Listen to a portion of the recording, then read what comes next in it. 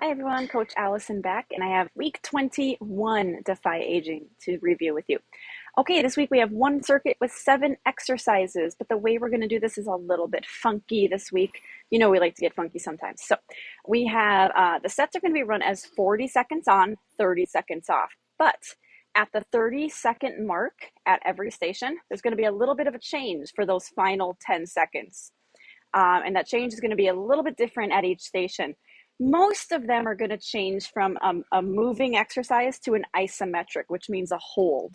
Most of them. A couple of them are going to have something a little bit different. So let's just review each station, and this will kind of make more sense as we review each of the exercises.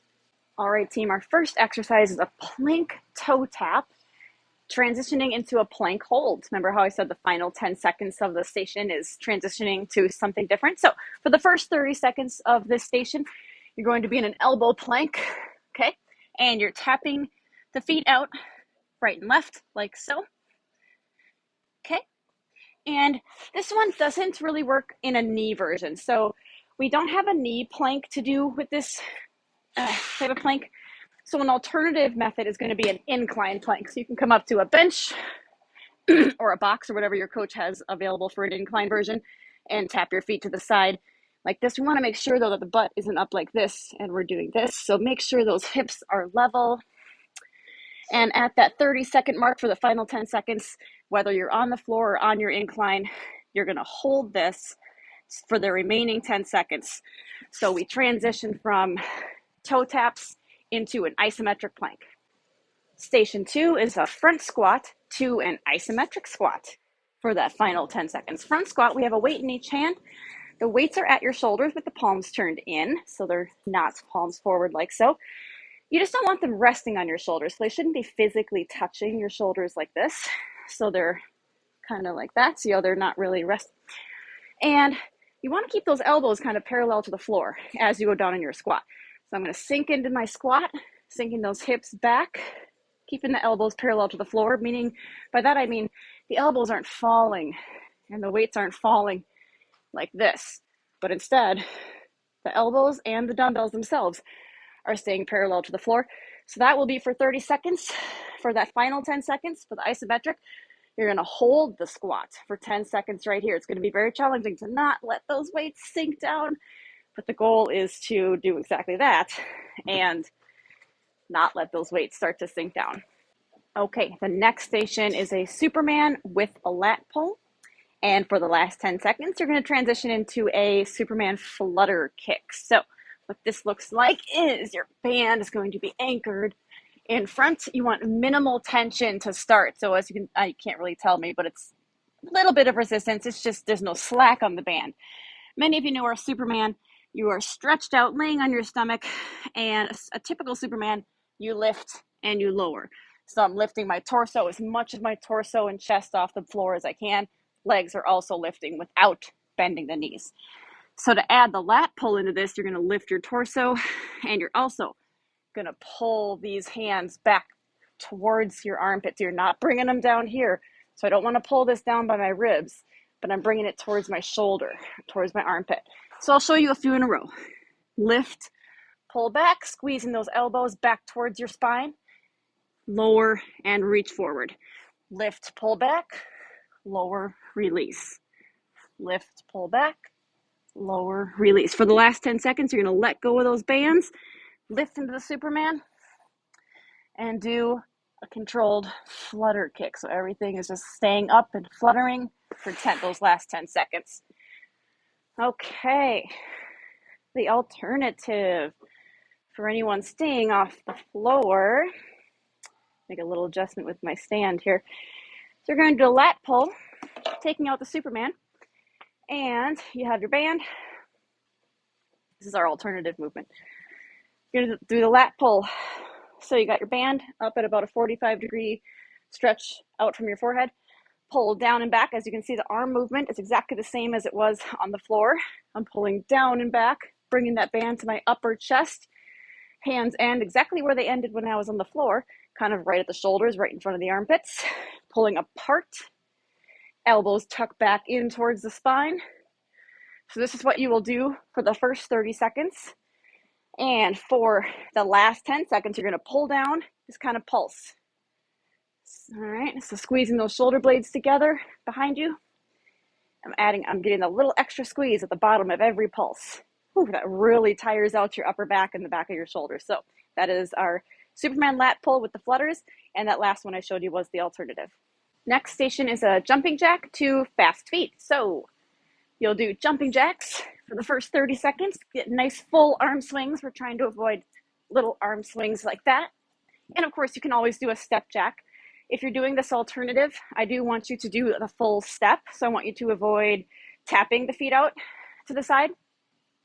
So again, you'll do a full step out to the side so you can get that more mimic a full jumping jack. As opposed to this doesn't create a lot of body movement, whereas this does create a full body movement. Okay. And then for the last 10 seconds, you're going to do what we call a fast feet.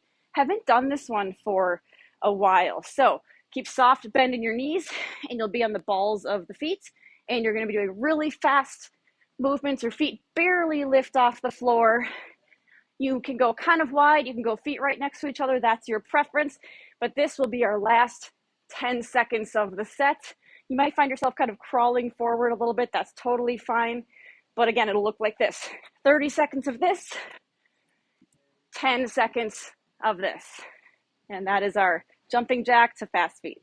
Okay, team, the next station is going to be a chest press, and the last 10 seconds of this set is simply going to be a slow 10-second release of those weights on the way down. So I'll show you what that's going to look like.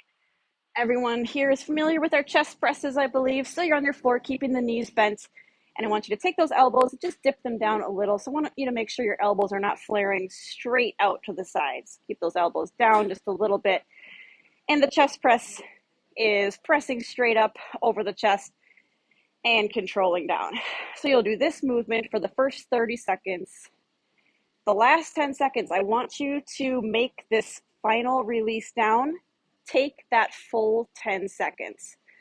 So your coach is going to be counting the 10 seconds down, and this whole way down should take that full 10 seconds. Anyone staying off the floor, for our exercises that are on the floor, your coach is going to wheel in or bring into the space some incline benches. So you can do that exact same movement on an incline bench. So it'll keep you off the floor and you'll be able to do that same exercise. Next station is a stability ball hip bridge to a stability ball hip bridge hold. So basically an isometric hip bridge. Alrighty. Going to be on the floor. I want your knees to be bent to about 90 degrees here. Okay, and your heels are on the center of the ball. Arms alongside you on the floor for balance and stability. You'll need that. And we lift, digging those heels into the ball, we lift the hips off the floor and come down. That's our hip bridge on the ball. You might notice your feet are going to be wobbling all over the place. It takes a lot of stability here to, first of all, just stabilize yourself so you don't tip over, right? But you should be feeling these hamstring muscles here. You might feel some calves because your feet are probably going to be flexed, and that activates those calf muscles, maybe some glutes, which is your butt. So for the first 30 seconds, we're going to be doing this. Those final 10 seconds, you're going to lift and you're going to hold it. Very challenging, okay? Give that a try. There's some other things you can do. I'm going to have your coaches put that station near a wall because if this is a newer exercise for you with the ball takes some getting used to. It's very wobbly. So what you can do is pretend this tank is a wall. You can put the ball into a wall, and that just adds a little bit of stabilization because the wall is stabilizing it for you. So it's going to give your body a chance to get used to the squishiness of the ball, and it's going to move around a little, but it's not quite as wobbly as being just out in the open.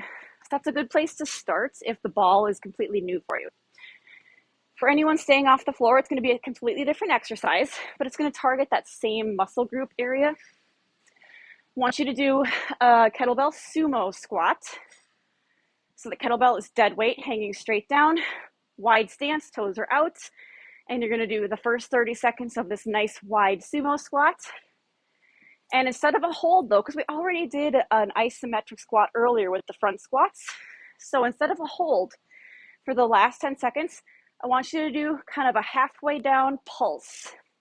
So this will be your, I know it's a very different exercise than the other one at the same station, but that will be your alternative for anyone choosing to stay off the floor. All right, the last station is a bicep curl to a isometric bicep hold. Some of you have done this with us before. So for the first 30 seconds, you're going to be doing a standard bicep curl. I don't want you to try to go fast through this. So full extension down. So I want you to make sure you're not stopping short. Full extension down. Turn those palms up like so. So meaning palms towards the ceiling at the top of the curl like so. And for that last 10-second hold, you're going to bring them up, palms turned in. Your elbows are bent to about 90 degrees. Make sure the elbows aren't back here, however. I want your upper arm to be running right alongside your rib cage, and you hold that for that final 10 seconds. And that is our bicep curl to an isometric bicep hold. For the team builder, we're going to do some overhead carries. Everyone, we can go in a line. Everyone just needs to go around the gym. Your coach can designate what that looks like, maybe the route. We're going to do an overhead kettlebell carry with one arm and then another lap with the other arm. Show you what that looks like. Oh, hello. Bring your kettlebell up to your chest. And we have the kettlebell, the curve of the handle that's closest to your body is kind of resting in the crook of your pointer finger and your thumb. And if you need to kind of help it up overhead, we can. Or you can use a little pop with your body to get that arm up. But we want the kettlebell, can't really see my hand, can you? You don't even need to grip it. We want to make sure you're not having a bent wrist. So see how right now my hand is bent back, my wrist is bent. We want to straighten that out. Kettlebell should be resting gently on the back of your wrist. You don't even need to grip. See, my palm is open. Bicep is close to the ear, like my bicep is literally touching my ear. Want to make sure your elbow is not bent. Okay? And want to make sure we're not leaning, tilting, doing anything like that. Your body is nice and straight. So that's the form. And you're going to do a controlled carry. So go nice and slow and controlled. If you don't want to go too fast. Again, your coach will have the route designated.